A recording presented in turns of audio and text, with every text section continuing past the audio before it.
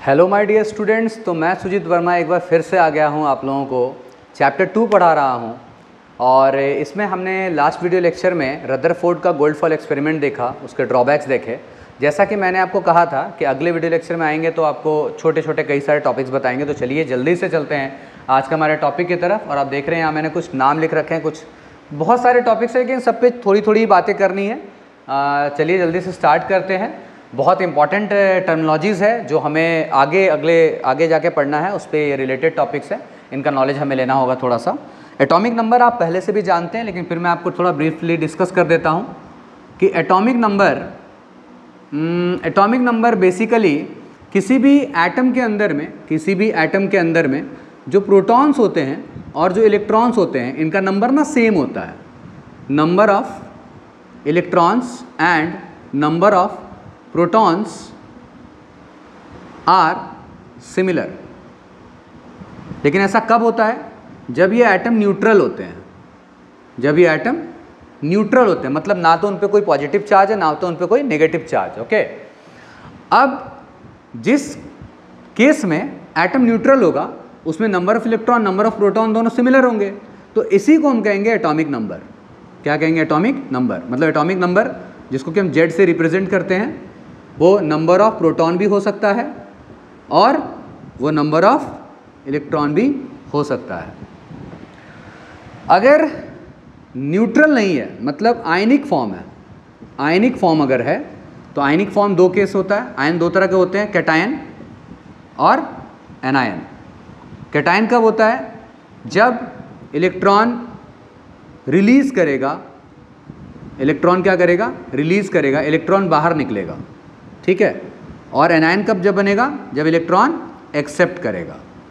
जैसे सोडियम ने जब एक इलेक्ट्रॉन लॉस कर दिया, मैंने माइनस लिखा है, -1 इलेक्ट्रॉन, तो ये Na+ बन गया, इसे हम कहेंगे कैटायन। और क्लोरीन ने एक इलेक्ट्रॉन अपने आप में ऐड कर लिया, इलेक्ट्रॉन को एक्सेप्ट कर लिया, तो ये बन गया क्लोराइड आयन, इसको हम बोलते हैं एनायन। तो कैटायन या एनायन के केस में एटॉमिक नंबर ऑफ इलेक्ट्रॉन्स के बराबर तो कभी नहीं होगा, क्योंकि आप देख रहे हैं इलेक्ट्रॉन कभी कम हो रहा है, कभी इलेक्ट्रॉन ज़्यादा हो रहा है। इलेक्ट्रॉन कम हो जाए या ज़्यादा हो जाए, या मतलब एनायन बन जाए या कैटायन बन जाए, उस केस में हम एटॉमिक नंबर कंसिडर करेंगे ओनली, किसको करेंगे? ओनली नंबर ऑफ प्रोटॉन्स को। इन केस ऑफ आयन, यहां मैं लिख दे रहा हूं, इन केस ऑफ आयन के केस में सिर्फ नंबर ऑफ प्रोटॉन्स को ही कंसिडर किया जाएगा एटॉमिक नंबर के फॉर्म में, ठीक है।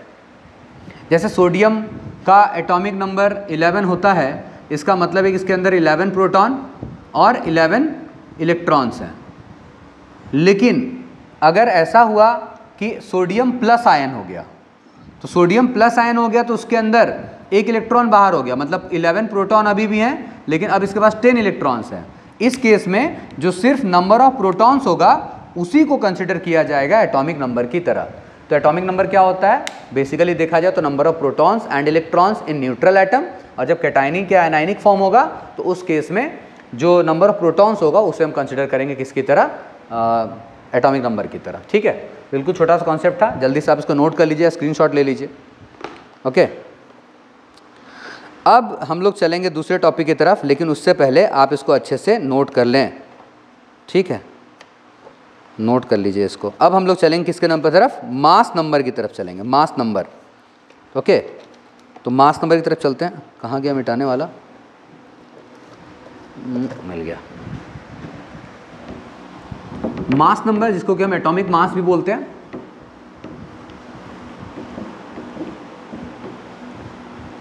पहले मैंने आपको पहले चैप्टर में डिटेल में पढ़ाया था एटॉमिक मास क्या होता है, AMU के बारे में, वो सब मैंने आपको बता दिया है। यहाँ पे सीधा सीधा कंसिडर है, क्या कंसिडर करना है कि मास नंबर जिसको कि A से रिप्रेजेंट किया जाता है, और इसका मतलब होता है number of protons plus number of neutrons. किसी का भी एटॉमिक मास निकालना हो तो आप उसके अंदर नंबर ऑफ प्रोटॉन्स और नंबर ऑफ न्यूट्रॉन्स को ऐड करने से उसका एटॉमिक मास निकल जाता है, ठीक है। अब मैं आपको रिप्रेजेंटेशन बता देता हूँ। Representation of an atom of an element. Representation आपको ऐसे देना है, आप यहाँ x माने ये सिंबल है, एलिमेंट का सिंबल है, और यहाँ पे आप देखेंगे कि एटॉमिक नंबर लिखा जाता है और यहाँ पे एटॉमिक मास। एटॉमिक मास यहाँ पे तब तक लिखा जाता है जब तक ये चार्ज्ड ना हो, मतलब या तो कैटायन ना हो या तो एनायन ना हो। अगर चार्ज्ड है तो फिर एटॉमिक मास को हम इस तरफ लिख सकते हैं, लेकिन ऊपर ही लिखेंगे, और चार्ज को राइट साइड में लिखेंगे। जैसे कि एग्जाम्पल लेके दिखाते हैं आपको, सोडियम। तो सोडियम का एटॉमिक नंबर कितना हो गया 11 और एटॉमिक मास कितना हो गया 23। तो कई जगह पे आपको ऐसे भी लिखा मिलेगा Na11, यहाँ लिखा होगा 23। तो ये एटॉमिक नंबर है, ये एटॉमिक मास है, ठीक है। मास हमेशा ऊपर रहेगा, ये आप याद रखिएगा। उसके बाद मान लीजिए कि लेटर सपोज कि आपको सल्फर लिखना है, तो यहाँ 16 और यहाँ 32। लेकिन अगर अभी आपको आयनिक फॉर्म में मतलब मान लीजिए कि सल्फर के ऊपर -2 का चार्ज है। -2 का चार्ज का मतलब कि इसने 2 इलेक्ट्रॉन्स एक्सेप्ट कर लिए हैं, 2 इलेक्ट्रॉन्स क्या कर लिए हैं, एक्सेप्ट कर लिए हैं। तो अगर ये 2 इलेक्ट्रॉन एक्सेप्ट करेगा तो उस केस में सल्फर पे -2 का चार्ज आएगा, और -2 के चार्ज के बाद हम यहाँ लिखेंगे एटॉमिक नंबर और यहाँ लिखेंगे एटॉमिक मास। तो ये प्रेजेंटेशन का तरीका होगा। मैंने आपको कुछ एग्जाम्पल्स बता दिए, ये देखिए कुछ एग्जाम्पल्स मैंने बता दिए आपको कि कैसे आप एटॉमिक नंबर और एटॉमिक मास को आप प्रेजेंटेशन दे सकते हैं। अब यहाँ पे एटॉमिक नंबर एटॉमिक मास जानने के बाद एक दो छोटा मोटा एनसीईआरटी पे प्रॉब्लम है, चलिए उसको बनाते हैं, आप इसको नोट कर लीजिए।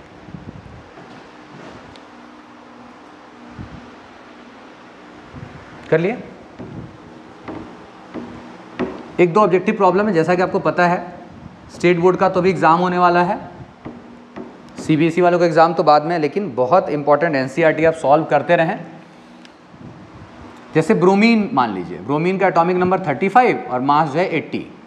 अब इसमें अगर आपसे पूछा कि नंबर ऑफ इलेक्ट्रॉन बताइए, नंबर ऑफ प्रोटॉन बताइए और नंबर ऑफ न्यूट्रॉन बताइए, ये तीनों आपको बताना है। Very simple. क्या ये आयनिक है? नहीं। अगर आयनिक नहीं है तो नंबर ऑफ इलेक्ट्रॉन और नंबर ऑफ प्रोटॉन दोनों क्या बताया था मैंने आपको अभी, इक्वल होगा। इक्वल होगा तो कितना हो जाएगा 35 इलेक्ट्रॉन भी होगा, 35 प्रोटॉन भी होगा, क्योंकि ये आयनिक नहीं है। आयनिक नहीं है तो भी जितना इलेक्ट्रॉन उतना ही प्रोटॉन। उसके बाद नंबर ऑफ न्यूट्रॉन के लिए अभी आपने सीखा कि एटॉमिक मास इक्वल टू क्या है, number of proton plus number of neutron. तो एटॉमिक मास आपको मालूम है कितना दिया हुआ है 80, जिसको मास नंबर भी बुलाते हैं हम लोग। प्रोटॉन कितना हमारे पास 35 और ये अपना नंबर ऑफ न्यूट्रॉन। तो नंबर ऑफ न्यूट्रॉन हमारा हो जाएगा 80 माइनस 35, तो ये कितना हो जाएगा हमारा 45। बहुत ही सिंपल सा इजी सा क्वेश्चन है, कर लीजिए इसको कर लीजिए जल्दी फटाफट एकदम। इन सब चीज़ों में ज़्यादा समय नहीं लगा। अगले क्लास से बहुत इंपॉर्टेंट से शुरू होने वाला है, electromagnetic radiation, dual nature of electromagnetic radiation, बहुत डिटेल में आपको पढ़ाऊंगा, अच्छे समझिएगा उसको, एक एक टर्मिनोलॉजी आपको समझाऊंगा मैं। चलते हैं आगे, हो गया। हमेशा स्क्रीनशॉट ले लीजिए, बनाइए उसको अच्छे से सोच करके।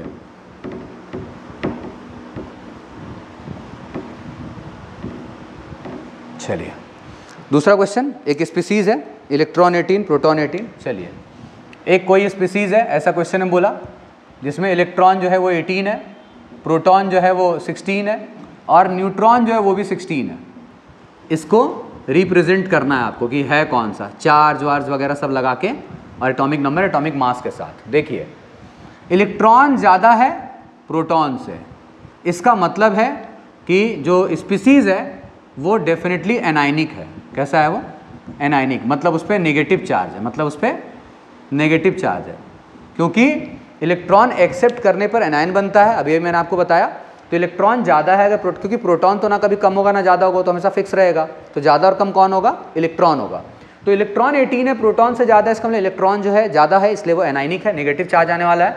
और कितनी बार नेगेटिव चार्ज आने वाला है ये भी आप देखिए, 2 बार, बिकॉज यहाँ 16 और यहाँ 18 है तो 2 नेगेटिव चार्ज आने वाला है। उससे पहले अब एटॉमिक नंबर डिसाइड हो गया, क्योंकि जब आयन होता है तो एटॉमिक नंबर कौन होता है? याद होगा अभी पढ़ाया था, नंबर ऑफ प्रोटॉन्स कितना है 16। एटॉमिक मास निकाल लीजिए, atomic mass proton plus neutron कितना है 16 प्लस 16 कितना हो गया 32। तो अब रेडी हो चुका है प्रेजेंटेशन हमारा। रिजल्ट क्या होगा हमारा? रिजल्ट होगा x, जिसका एटॉमिक नंबर है 16, एटॉमिक मास है 32। अब मैंने यहाँ 32 इसलिए लिखा क्योंकि मैं इधर -2 का चार्ज लिखने वाला हूँ। ये -2 मैंने चार्ज क्यों लिखा फिर से बता रहा हूँ। इलेक्ट्रॉन 18 है, प्रोटॉन 16 है, 2 इलेक्ट्रॉन ज़्यादा है और इलेक्ट्रॉन 2 ज़्यादा है, इसका मतलब 2 बार नेगेटिव चार्ज लगेगा। और हमें मालूम है कि 16 और 32 किसका होता है, सल्फर का होता है, अभी मैंने यूज़ किया था। तो ये हो गया एक्यूरेट प्रेजेंटेशन कि सल्फर है वो, सल्फर नहीं एक्चुअली में सल्फर का आयन है वो। तो सल्फर के आयन -2 का चार्ज लगा हुआ है, 16 एटॉमिक नंबर है, 32 एटॉमिक मास है। क्लियर है दोनों टॉपिक? चलिए 2 टॉपिक क्लियर। चलते हैं किस तरफ अब, न्यूक्लियर स्टेबिलिटी के तरफ। न्यूक्लियर स्टेबिलिटी के तरफ, न्यूक्लियर स्टेबिलिटी मैंने आपको बताया भी था, एक बार कहा भी था कि कौन रेडियो एक्टिव हो जाएगा, रेडियो एक्टिव कौन होगा, वो कैसे चेक कर सकते हैं, मैं आपको बताऊंगा। चलिए चलते हैं तीसरा टॉपिक हमारा, न्यूक्लियर स्टेबिलिटी। तो न्यूक्लियर स्टेबिलिटी के लिए आपको थोड़ा सा समझना पड़ेगा। पर्दा पकड़ कर चलिए उधर कर देते हैं। न्यूक्लियर स्टेबिलिटी के लिए हमें निकालना पड़ता है न्यूट्रॉन बाय प्रोटॉन का रेशियो।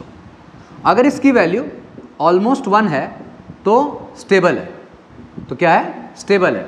लेकिन अगर किसी एलिमेंट के अंदर न्यूट्रॉन और प्रोटॉन का जो रेशियो है वो ग्रेटर देन 1.5 है तो वो रेडियो एक्टिव की कैटेगरी में आएगा। किसकी कैटेगरी में आएगा, रेडियो एक्टिव की कैटेगरी में आएगा। एग्जाम्पल ले लेते हैं, जैसे एग्जाम्पल के लिए कार्बन ले लीजिए, 6 और 12, एटॉमिक नंबर 6, एटॉमिक मास 12। तो इसके अंदर प्रोटॉन कितने हैं, 6 है। न्यूट्रॉन कैसे निकालिएगा, पता है ना, एटॉमिक मास 12 है, अभी ये बना रहे थे कि एटॉमिक मास 12 है, 6 प्रोटॉन है, तो न्यूट्रॉन कितना है, तो न्यूट्रॉन भी 6 हो रहा है, तो न्यूट्रॉन भी 6 है। तो जब हम न्यूट्रॉन बाय प्रोटॉन का रेशियो निकालेंगे तो 6/6 है, मतलब ऑलमोस्ट कितना है, 1। ठीक है, ऑलमोस्ट कितना है, 1। एक और क्वेश्चन ले लेते हैं, जैसे सोडियम ले लीजिए, सोडियम 1123, तो प्रोटॉन यहाँ पर 11 है और न्यूट्रॉन कितना बच रहा है, इसमें से 12 बच रहा है, क्योंकि न्यूक्लियस में होता है, न्यूक्लियस में दोनों रहते हैं, आपको मैंने बताया था रदरफोर्ड के एक्सपेरिमेंट में। अब यहाँ से हमको निकालना है न्यूट्रॉन बाय प्रोटॉन का रेशियो, जो कि आ रहा है 12/11। तो 1 पॉइंट, यहाँ पर 1 आ रहा है तो 1.0 समथिंग, तो 0 समथिंग आ रहा, मतलब नियर अबाउट 1 आ रहा है, नियर अबाउट 1 आ रहा है। तो नियर अबाउट 1 आने का मतलब क्या है कि ये स्टेबल है। नियर अबाउट 1 आने का मतलब है कि ये स्टेबल है।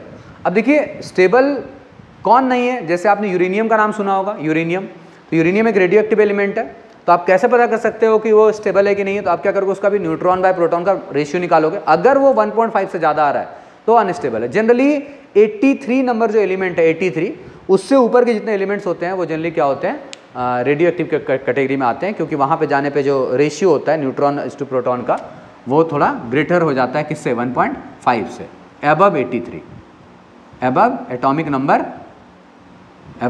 नंबर 83। ये पॉइंट आप याद रख सकते हैं। चलिए मैं आपको यूरेनियम बना के दिखा देता हूँ, आप इसको नोट कर लीजिए।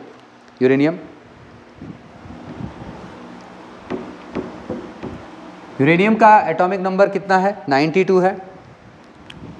यूरेनियम का एटॉमिक नंबर 92 है। एटॉमिक मास कितना है, 235 है। प्रोटॉन कितना हो गया, सोचिए, प्रोटॉन 92 है और न्यूट्रॉन कितना हो गया, वो तो 235 में से 92 माइनस करके मिलेगा, तो 143। तो जब न्यूट्रॉन बाय प्रोटॉन का रेशियो निकाला जाएगा तो 143 डिवाइडेड बाय 92, जो कि आ रहा 1.55 के लगभग। तो ये तो ग्रेटर है 1.5 से। इसका मतलब कि यूरेनियम कैसा सब्सटेंस है, कलर चेंज करके लिख दूं, रेडियो एक्टिव। कैसा, रेडियो एक्टिव सब्सटेंस। बड़ा छोटा टॉपिक था, मैंने वादा किया था, इसलिए मैंने आपको बता दिया अभी। न्यूक्लियर स्टेबिलिटी, किसका न्यूक्लियस स्टेबल है, किसका न्यूक्लियस अनस्टेबल है, कौन रेडियो एक्टिव है, कौन रेडियो एक्टिव नहीं है, आप मालूम कर सकते हैं। ठीक, चलिए नोट कीजिए। अब चलते हैं आगे के टॉपिक्स की तरफ, आइसोटोप्स।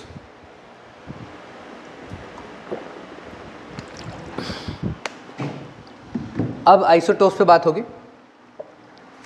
कहाँ गया यार, मिटाने वाला किधर रख देते हैं, मिल गया।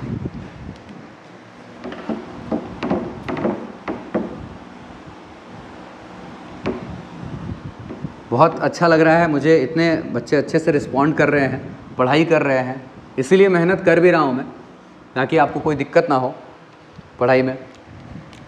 चलते हैं, अब हमारा अगला टॉपिक क्या है, आइसोटोप्स। एग्जाम्पल से समझिए, बहुत दिमाग लगाने की ज़रूरत नहीं है। आइसोटोप्स, आइसोटोप्स का मतलब क्या होने वाला है कि एटॉमिक नंबर सेम रहेगा एंड एटॉमिक मास डिफरेंट होगा। ठीक है, एटॉमिक नंबर सेम रहेगा, एटॉमिक मास डिफरेंट होगा। तो एटॉमिक नंबर जैसे कि आप हाइड्रोजन के ही ले लीजिए, हाइड्रोजन का एटॉमिक नंबर 1 1 1, इसका एटॉमिक नंबर 1 2, इसका एटॉमिक मास 3। अब मैं आपको बताऊं कि ये हाइड्रोजन के आइसोटोप्स हैं। पहले का नाम है प्रोटियम, दूसरे का नाम है ड्यूटेरियम और तीसरे का नाम है ट्रिटियम। ये सब हाइड्रोजन का आइसोटोप्स हैं, मतलब इनका जो ये हाइड्रोजन 3 तरह के मिलते हैं। ठीक है, एटमॉस्फेयर में 3 तरह के हाइड्रोजन हैं, लेकिन इनका जो परसेंटेज है वो बहुत कम है, इसलिए ये नेग्लिजिबल है। इसलिए इसी को लेके चला जाता है कि हाइड्रोजन का एटॉमिक नंबर 1, एटॉमिक मास भी 1 होता है। नेग्लिजिबल मतलब ये 99.98%, ये 99.98% के लगभग है। तो इनका एग्जिस्टेंस बहुत कम है, इनका एबंडेंस बहुत कम है। ठीक है, लेकिन है तो जब एलिमेंट्स ऐसे जिनका एटॉमिक नंबर सेम हो लेकिन एटॉमिक मास अलग अलग है, atomic mass 1, atomic mass 2, atomic mass 3, तो इनको क्या कहा जाता है? आइसोटोप्स। आइसोटोप्स कहा जाता है इनको। ठीक है, जैसे कि कार्बन का भी आप जान लें, कार्बन का atomic number 6 6 6, atomic mass 12 13 14, carbon के भी आइसोटोप्स हैं, है ना। इस तरीके से मैंने आपको क्लोरीन का बताया था, जब मैं आपको एवरेज एटॉमिक मास पढ़ा रहा था, एवरेज एटॉमिक मास में पढ़ा रहा था, तो मैंने आपको बताया था कि क्लोरीन के भी आइसोटोप्स हैं, एटॉमिक मास 35 वाला, एटॉमिक मास 37 वाला। तो ये कार्बन का आइसोटोप्स हो गए, एटॉमिक नंबर सबका 6 है, एटॉमिक मास 12 13 14 है। इन सब में एक बात बहुत इंटरेस्टिंग है, क्योंकि क्वेश्चन घुमा के पूछ सकता है, डिफरेंट क्या है? बोले डिफरेंट एटॉमिक मास है। वो तो है, क्या चीज़ किसके कारण डिफरेंट हो रहा? तो हम बताएंगे कि नंबर ऑफ न्यूट्रॉन्स ये डिफरेंट है। क्यों? आप नोटिस कीजिए कि एटॉमिक नंबर सबका 1 1 1 है, तो प्रोटॉन तो सब में सेम है। तो प्रोटॉन सेम है तो मास क्यों अलग है? मास बनता कैसे है? मास बनता है प्रोटॉन प्लस न्यूट्रॉन से। तो अगर प्रोटॉन सेम है और मास डिफरेंट है, तो फिर डिफरेंट क्यों, कौन है, किसके कारण ऐसा हो रहा है? डेफिनेटली नंबर ऑफ न्यूट्रॉन्स के कारण। तो इन सब में नंबर ऑफ न्यूट्रॉन्स क्या है? अलग अलग है। इसमें नंबर ऑफ न्यूट्रॉन 6 है, इसमें नंबर ऑफ न्यूट्रॉन 7 है, इसमें नंबर ऑफ न्यूट्रॉन्स 8 है। आई होप कि आपको आइसोटोप समझ में आ गया होगा कि ये सभी एक दूसरे के क्या हैं? आइसोटोप्स हैं। आगे चले, आगे चले, चलिए हटा दें।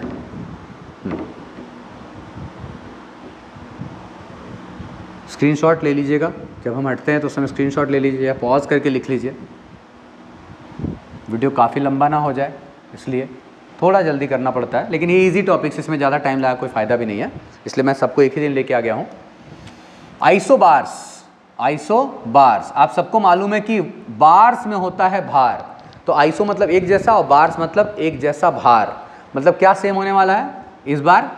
Atomic mass similar, atomic mass similar, and इस बार डिफरेंट क्या होने वाला है? एटॉमिक नंबर क्या होने वाला है? डिफरेंट होने वाला है। एटॉमिक नंबर क्या होने वाला है? डिफरेंट होने वाला है। एग्जाम्पल ले लेते हैं।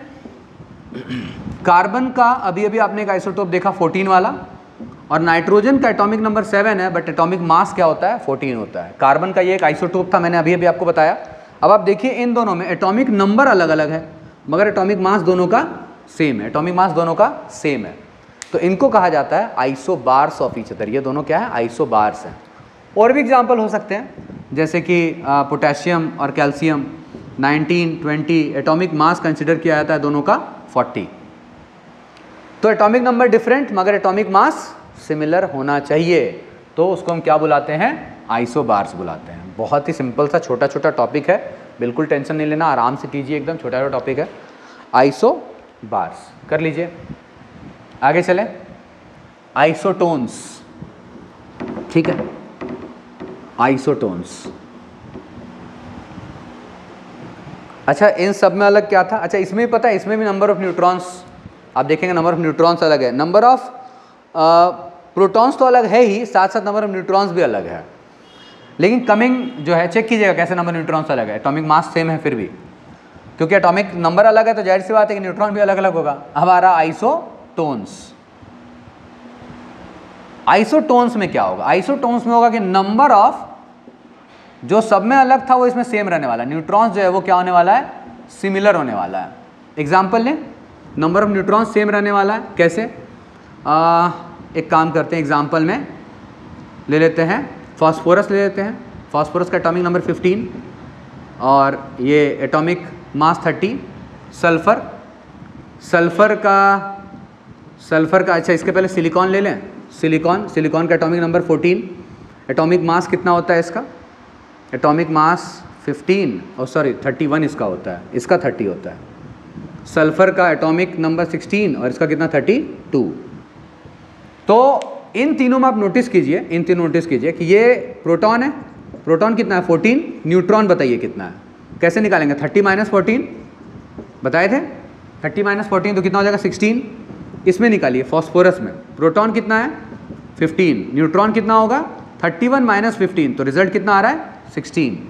अगेन आ जाइए, सल्फर में प्रोटॉन कितना है 16, न्यूट्रॉन कितना है 32 - 16, तो कितना आ रहा है 16। तो इम्पॉर्टेंट यही है कि इन तीनों में नंबर ऑफ न्यूट्रॉन्स जो है वो सिमिलर है, नंबर ऑफ न्यूट्रॉन्स जो है तीनों में वो सिमिलर है। तो ऐसे स्पीसीज को हम क्या बुलाते हैं कि ये आइसोटोन्स हैं। तो जिनमें नंबर ऑफ न्यूट्रॉन्स सेम होता है, सिमिलर होता है, उसको हम क्या बुलाते हैं? आइसोटोन्स बुलाते हैं। ठीक है, वेरी सिंपल। एग्जाम्पल समझने की कोशिश कीजिए, बहुत ही सिंपल छोटा पॉइंट है। अब हमारे पास दो छोटे छोटे टॉपिक हैं, एक आइसो इलेक्ट्रॉन्स और एक आइसोस्टर्स। बनाइए, हो गया?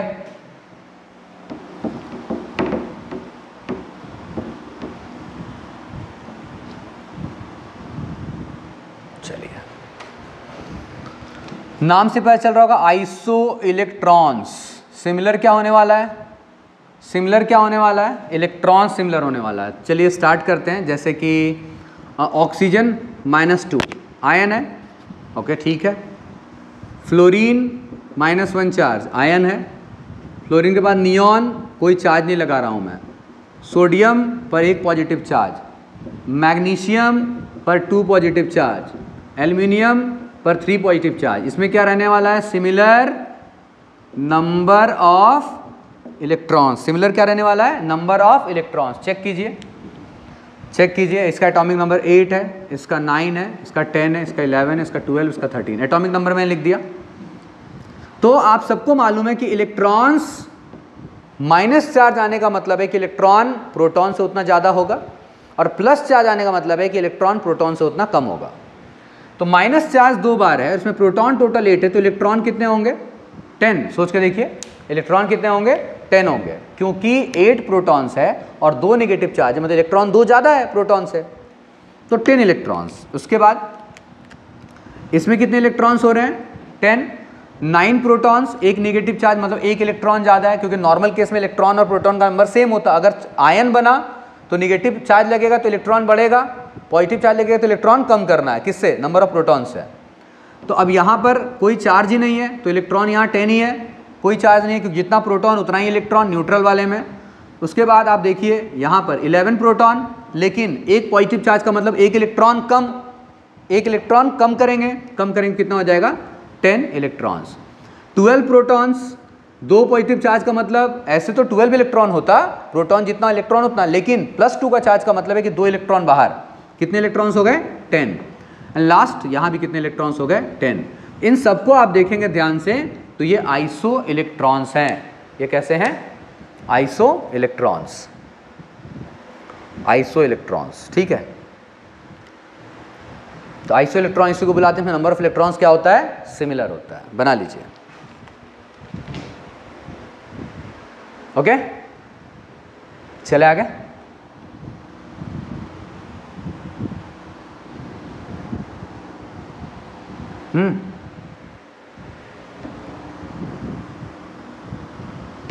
हटा दें।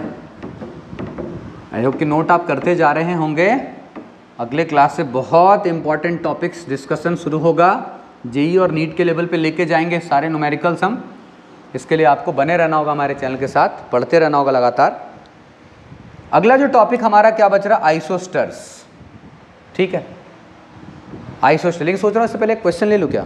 एक क्वेश्चन ले लूँ इसका।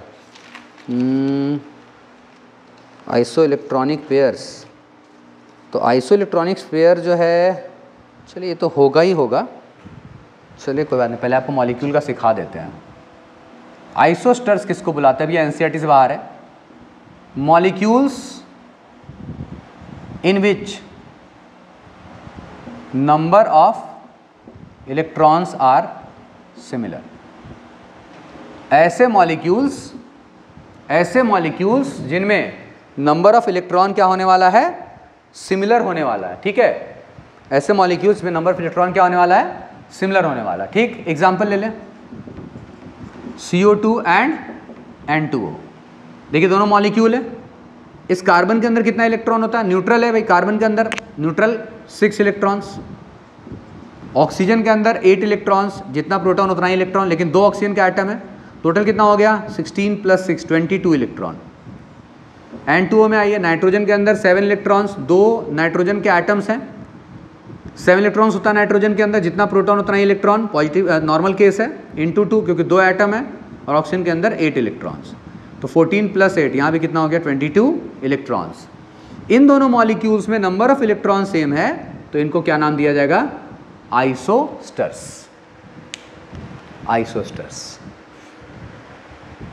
थोड़ा सा तेज मैंने पढ़ाया, नो डाउट। अब टॉपिक ऐसा है, इसमें अगर आप बहुत ज़्यादा समय ले रहे हैं समझने में, दिमाग लगा रहे हैं बहुत ज़्यादा, प्रैक्टिस करेंगे याद हो जाएगा, बट इजी टॉपिक्स है, इतना ज़्यादा टाइम नहीं देना है इसके ऊपर, ठीक है भाई। साइंस के स्टूडेंट हो तो तुमको मेहनत भी करनी पड़ेगी और दिमाग को भी थोड़ा सा चलाना पड़ेगा, ठीक है ना।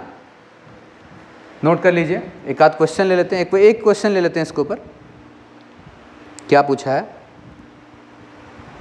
इसलिए क्योंकि मैंने यहाँ बता दिया मॉलिक्यूल के बारे में, तो सोच रहा हूँ ये क्वेश्चन बता ही दूँ। जैसे क्वेश्चन ने पूछा, अच्छा BO3 2-, चलिए BO3 2- या 3-, yes BO3 3- and carbonate ion CO3 2- are isoelectronic और नॉट। ये आइसो इलेक्ट्रॉनिक है या नहीं है, मतलब क्या इन दोनों में नंबर ऑफ इलेक्ट्रॉन सेम है या नहीं है, निकालते हैं।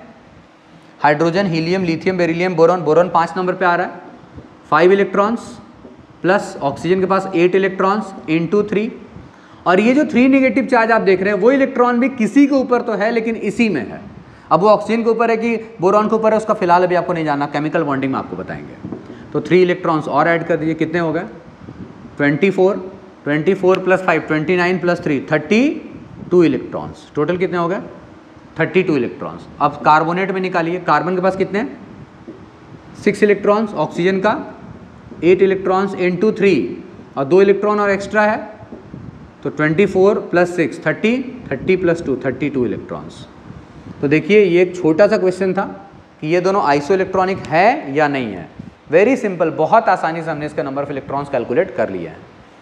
Easy topic, atomic number, mass number, nuclear stability, isotopes, isobars, isotones, iso electrons and last but not the least isosteres. अगले क्लास से हम लोग इलेक्ट्रोमैग्नेटिक रेडिएशंस के बारे में पढ़ने वाले हैं। मैं डिटेल में आपको समझाऊंगा वेव के बारे में, क्योंकि न्यूमेरिकल्स करने हमें IIT और JEE लेवल के और नीट लेवल के हमें क्वेश्चन करने हैं, तो उसके लिए हमारा कॉन्सेप्ट बहुत अच्छा स्ट्रॉन्ग होना चाहिए। आई होप कि आप इन्जॉय कर रहे होंगे वीडियोज़ को, पढ़ते रहिए, क्योंकि पढ़ने से ही आपको वो हैबिट बन जाएगी। देखिए पढ़ाई करने से क्या होता है, लोग कहते हैं कि इसका क्या काम पड़ेगा आगे, ये वो। देखिए एक हैबिट होता है, आपको अपने काम को अच्छे से करने की हैबिट होनी चाहिए, परफेक्शन के साथ। परफेक्ट काम करेंगे वो आपका हैबिट बन जाएगा, जो कि आपको आगे बहुत हेल्प करेगा। पढ़ाई अच्छे से करेंगे तो डेफिनेटली आपका रिजल्ट अच्छा होगा, आपको कल एंट्रेंस निकालने के बाद कॉलेज अच्छा मिलेगा, और कॉलेज अच्छा मिलेगा तभी वहाँ अच्छी अच्छी कंपनियाँ आएंगी प्लेसमेंट के लिए, तभी आपका लाइफ आगे बेटर हो सकता है। ओके, तो पढ़ते रहें और बने रहें हमारे चैनल के साथ। मिलेंगे हम लोग अगले वीडियो लेक्चर में, तब तक के लिए हमेशा की तरह सावधान रहें, सतर्क रहें। कई लोग कहते हैं कि सावधान रहें, सतर्क रहें। आप कहते हैं वहाँ से कि एक सीरियल आता है सोनी टीवी पे, क्राइम पेट्रोल, उससे आया। हाँ ठीक है, वहाँ से आया, मैं सुनता हूँ, मुझे अच्छा लगता है। और सबसे अच्छा मुझे क्या लगता है पता है आपको? जय हिंद।